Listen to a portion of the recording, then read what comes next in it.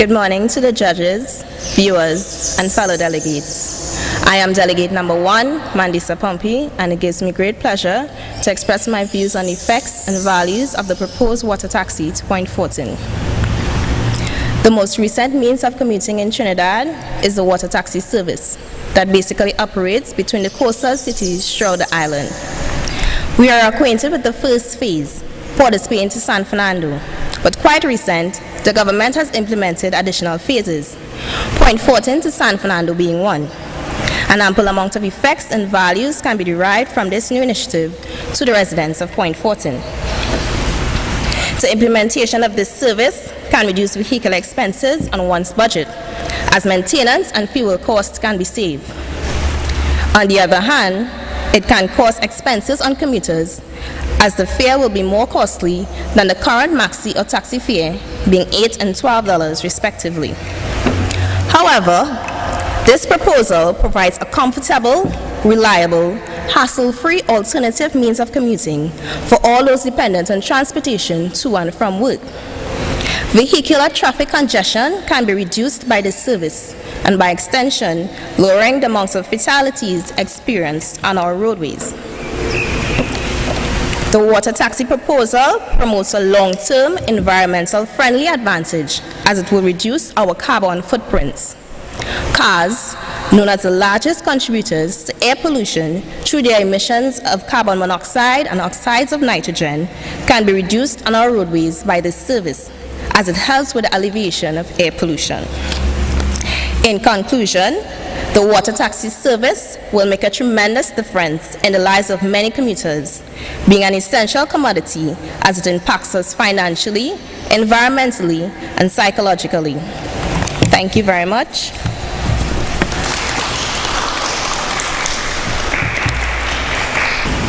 This is Rochelle Thorpe, delegate number 2, reporting from Point Fortin. This year marks the 33rd year of Point Fortin attaining borough status. This is very significant and beneficial for the people of Point Fortin. Borough status has allowed the people of Point Fortin to determine their way forward through its local borough council. This creates a sense of pride and a well-deserved recognition for the community, as it has always been a major contributor to the country's economy with its oil and gas reserves.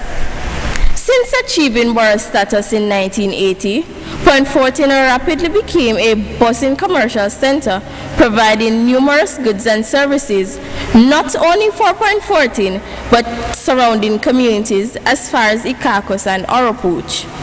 For instance, there are major financial, clothing, furniture, and food outlets serving thousands of people. There is no doubt that the standard of living has risen in Point Fortin since there has been a vast improvement with infrastructure and social services. In addition to having its own municipal police, Point Fortin offers numerous government services. One simple trip to Point Fortin and you can receive your identification card, driver's license, and passport.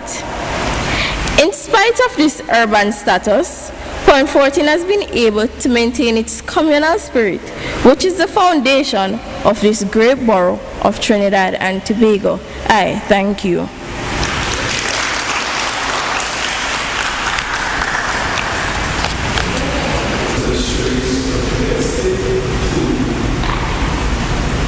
My name is Cherise Rodriguez. Good morning, judges and fellow delegates. My topic presentation is the socio-economic contribution Point Fortin industries contributed to the well-being of Trinidad.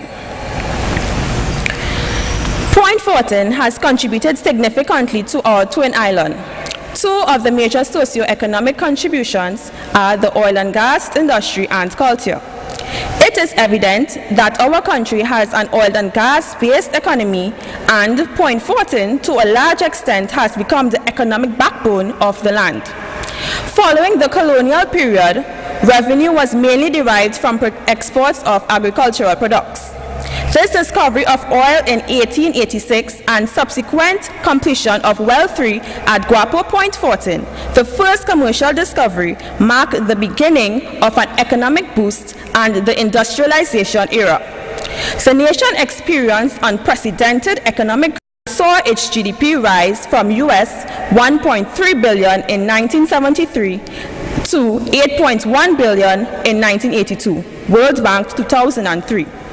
In the midst of recession of mid-80s due to a high oil price, the state turned towards natural gas as a premium energy source and as potential option for foreign exchange.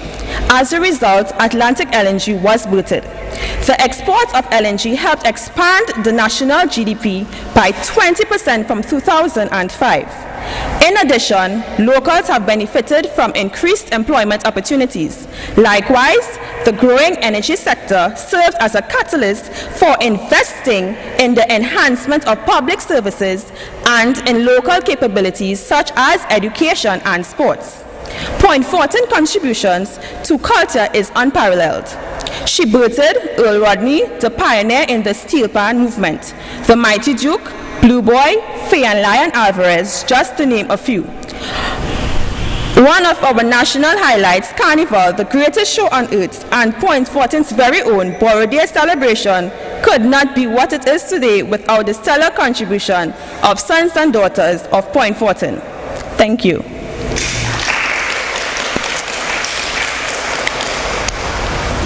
Good morning to all my fellow delegates and judges. I am delegate number 4, Solange Powder, and my presentation will be on the Borrow Day celebrations, its history, and what made it what it is today.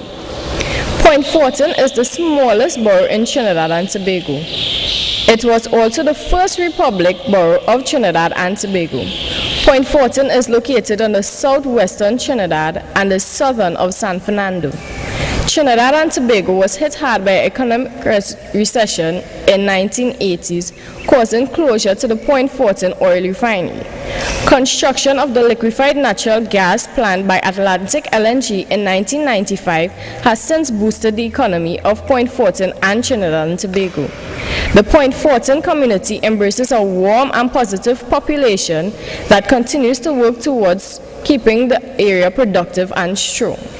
Our Borrow Day celebrations was started in 1980 under the Honorable CEO, Mr. Clyde Paul, now Mayor of Point Fortin. This was initiated with the Pan on the Move drive. Our Borrow Day festival is and has been one of the biggest festivals in Trinidad and Tobago since started in 1980. It continues to grow annually, bringing a lot of expatriate visitors and also local visitors who live abroad and coming out for this event. This event benefits both Point Fortin and Trinidad and Tobago because of the tourism drive is increased. This year, Point Fortin will be celebrating its 33rd anniversary. During the years as a borough, the celebration continues to be upgraded. The borough celebration presently lasts for 2 months, from April in which it starts and May in which it finishes. The borough cooperation continues to promote the culture, the community, and the citizens of Point Fortin in working towards creating an area balance. I am proud to be a part of this development and wish to see continued development to not only mine but for lifetimes to come. Thank you.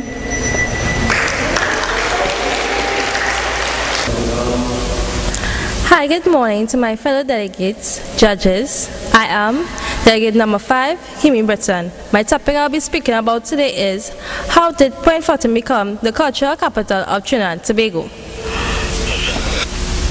I believe that one of the main reasons Point Fortin is considered the cultural capital of Trinidad and Tobago is because of raw talent that our borough has continuously produced over the years. Although before the development of Point Fortin, there were not many cultural centers or forums for youth expressions.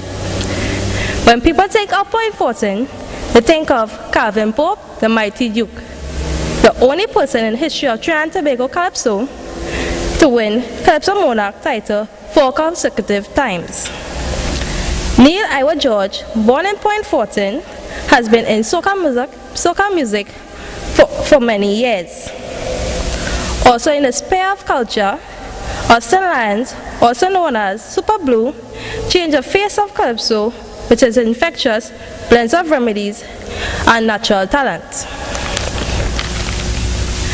Tribute must be paid to our early pioneers of pan like Earl Rodney, talented pianist, composer and excellent producer of music. Ja Roots, the first Fortin single pan band to qualify for Panorama Music Festival finalist, an achievement of 21 years of music. Fortin, the Borough Council gave birth to the Pan on the Move, which also includes TASA, which in later years, produced the largest ever steel band festival in Carnival. We salute all our early pioneers in music and all other aspects of life, but it is also in those areas of people-centered activities that really remind us of how strong and powerful communities can be in making Fortin the cultural capital of Trinidad and Tobago. Thank you. Good afternoon, judges, fellow delegates. I am delegate number 6, J.D. Haynes, and today my topic is to discuss the relevance of the redevelopment of the Mahaika Oval as a sporting facility as it was in the past. Mahaika Oval was built in the 1940s by the United British Oil Fields, which became a nursery for sportsmen and women. This began when early oil companies such as Shell Trinidad Limited and Trintoc adopted sport as part of community relations. Legends such as Victor Voots Ogaro, Olympian Alvin Flash Daniel, Leroy Dilly Dillion, Warren Archibald, and not forgetting the most successful football team in Fortin, the Fortin Civic Center team, all graced the field and blazed their trail over the years. The vision for the borough is to make Fortin the preferred place to work and live, and one of the cornerstones is the reconstruction and upgrade of the Mahaika Oval. This will create a great impact on the community, bringing stabilization that will unite its citizens and creating a social environment that they can recreate. Employment opportunities will develop where people can earn job opportunities, not only as sporting careers, but as sporting coaches and employment at the facility. It will also encourage youth development, detracting them from negative activities and enrolling them in different sporting disciplines, which will not only develop them in sport, but cause a reduction in the level of drug trafficking and crime that has overshadowed our country. Work has already begun on the facility, the playing field completed, and drainage upgraded. As a result, football has returned to the Mahaika Oval, and it is being used as the home ground for the Fortin Civic Center team. On completion of this massive restoration project, Mahaika Oval can once re-establish itself again, being the home of our upcoming sporting heroes. Fortin will not only be known as a borough, but also as the capital of sport. Thank you. Good day, fellow delegates and judges. I am delegate number 7, Alicia Blackman. My topic is discuss the importance of a hospital in Fortin that will adequately serve the needs of the community and its environs. I believe that a fully functioning hospital equipped with all the medical necessities and in close proximity to where you live is a major advantage. More importantly, in today's society, a community's health and safety must be the #1 priority. Currently, the Fortin Area Hospital is not equipped to serve the community, which covers from Icacos, Fortin, and other environs. Just imagine, once upon a time, this hospital was known for having an excellent maternity ward, and today there is almost none. Pregnant women coming from the areas such as Icacos and Cedros now have to take the long and tedious journey to San Fernando General Hospital, which is not only risky but also life-threatening. Fortin, being the first borough corporation of Trinidad and Tobago, should have one of the top hospitals. Major surgeries such as microsurgery and transplants should be able to be performed at the hospital instead of having to transfer patients to San Fernando, which is both time-consuming and inconvenient and can result in human fatality before treatment. It is well known that Point Fortin is a very industrious area, with power plants and companies such as Atlantic LNG, Petrotrin, plus many contracting companies. These companies deal with TNT energy sector sustainability. In the event of a catastrophic event, Point Fortin Area Hospital is not suitably equipped to handle victims of such incidents. Other services that should be added are minor surgeries such as cataracts, as well as the installation of a CT scan and MRI services. The Point Fortin community needs to benefit from a fully functioning hospital because the medical needs of the people need to be put first. Whether the need is for building a new hospital or simply upgrading the already existing one, the change is vital for the society. This will help the growing population of Point Fortin and the environs. Too many years have gone by and the service continues to deteriorate. It is time that something gets done and to address the medical needs of the people of Point Fortin. Thank you.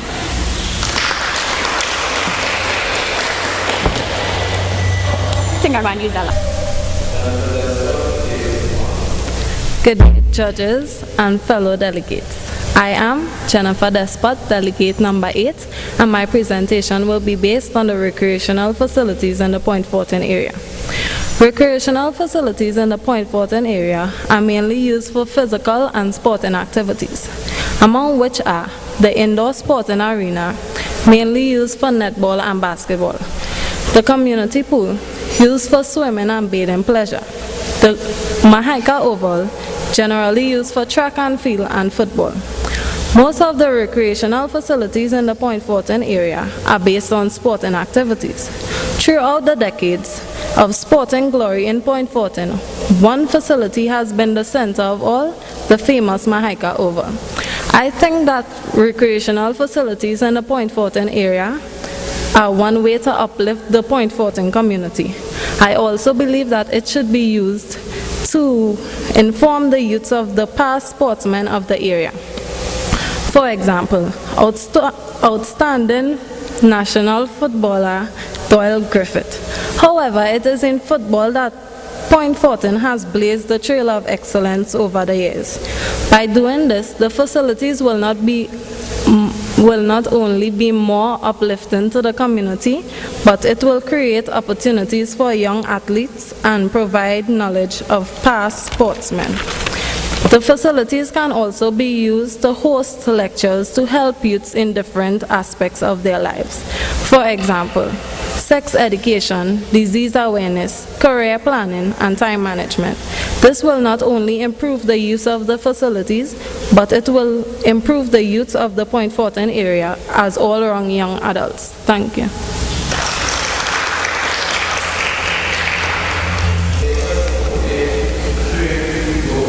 Good evening, ladies and gentlemen, fellow delegates. I am delegate number 9, Sinead Lewis, and today I'm going to be presenting my topic on how effective is the business sector satisfying consumers' needs. The Point Fortin business sector is an invisible entity within Point Fortin. They have not been servicing the people or customers' needs in an effective way. Our government has put plans in place to ensure the ability of sustainable physical and social infrastructure within a safe and healthy environment, where opportunities for investment, employment, education, industrial development, sports and art, and cultural, satisfying consumers' needs in Point Fortin. So the government has developed strategic plans such as Point Fortin Spiritual Development, Urban Design and Development Form, Physical Infrastructure, Transportation.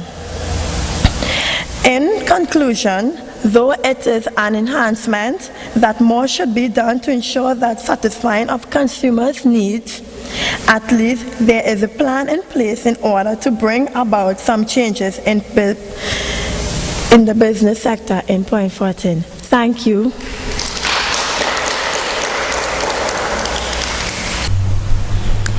And we made trial of it in trimming our ships to be most excellent good. It melteth not by the sun as the pitch of Norway. Sir Walter Lee, 1595. A pleasant good afternoon to everyone. My name is Whitney Lewis, and I'll be presenting on the origin and development of the asphalt industry in Labrie. How many of us know that Labrie is Spanish for pitch? The Pitch Lake is the home of the asphalt industry in Labrie and has earned the reputation of the largest asphalt deposit in the world, which is partly responsible for putting Labrie on the map. The evident relationship between crude oil and asphalt has led the area to be considered as one with great promise for the discovery of oil. Its origination goes as far back to the native Amerindians who believed the lake sprung as a punishment by the Great Spirit after the killing of a hummingbird which was sacred to them. This is just one of the legends surrounding its existence. In 1595, Sir Walter Lee landed and used the pitch from the lake to caulk his leaking ships. Afterwards, he described it as most excellent good. Since then, seepages of oil from the pitch attracted considerable commercial and scientific interest, and the pitch has served to pave roadways and airports worldwide. The first oil refinery was built in 1910 at Brighton, but was destroyed by oil fire in 1924. In 1942, during the Second World War, a 200-feet concrete tower was built by the Royal British Army to provide security against German attack on oil installations at Brighton. It was later used as a bachelor's headquarters for the Lake Asphalt Company employees. To date, the state-owned Lake Asphalt of Trinidad and Tobago Limited is responsible for the commercial development of the Pitch Lake for over 100 years.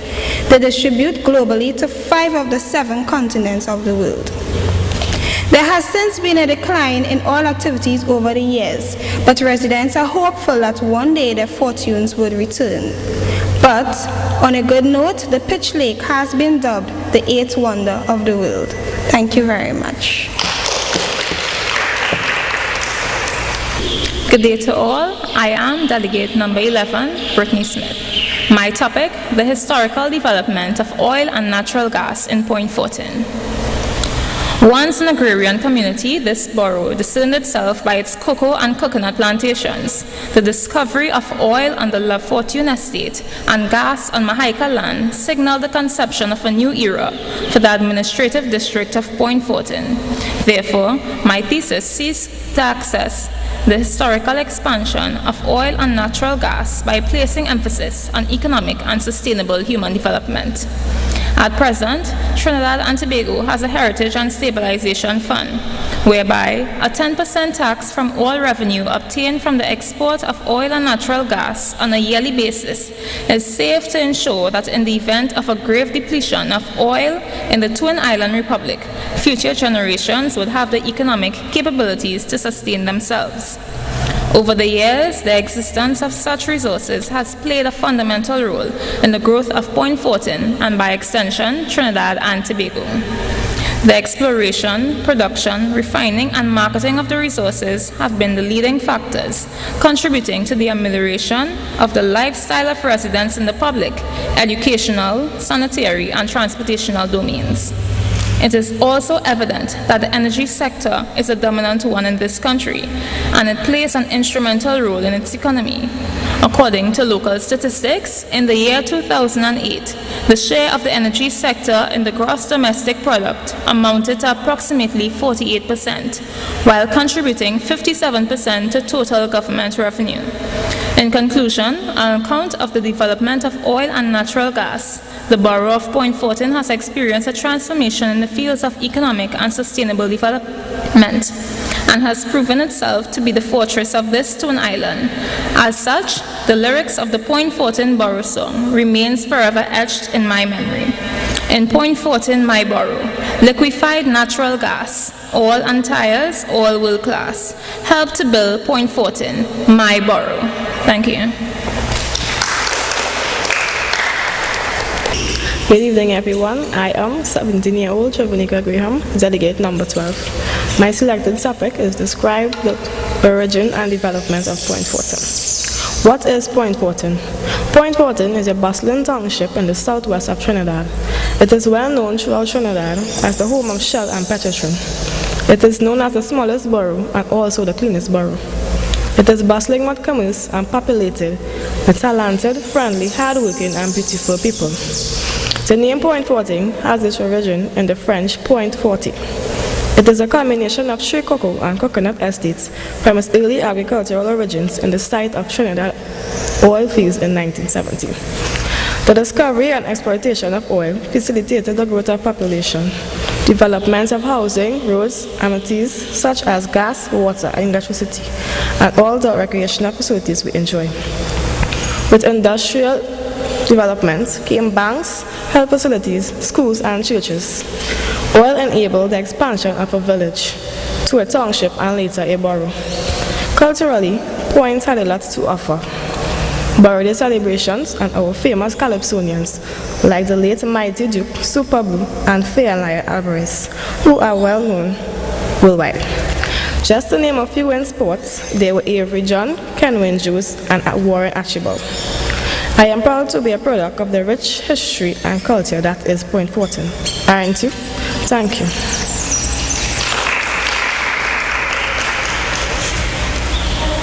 A pleasant good afternoon to all judges, viewers, my fellow delegates, ladies and gentlemen. I am Afia Jeffrey, delegate number 13, and my topic presentation today encompasses the development of the proposed highway from San Fernando to Point Fortin as it involves the impacts, benefits, and the disadvantages to the communities involved. The National Highway Project is undertaken by the National Infrastructure and Development Company of Trinidad and Tobago, NEDCO. Its estimated cost, $7.5 billion. The government of Trinidad and Tobago has deemed this socio-economic development as the country's most developmental pole. Its main objective, to decrease the traffic congestion from San Fernando to Point Fortin. It is indeed essential as it increases the stability within the agricultural as well as the industrial sector. It also increases employment in regional populations as well as the national economy. And finally, it increases road networks between the communities. The proposed route of the highway stems from Golconda, it passes through Debe, Superior, and finally it terminates at the Dunlop roundabout in Point Fortin.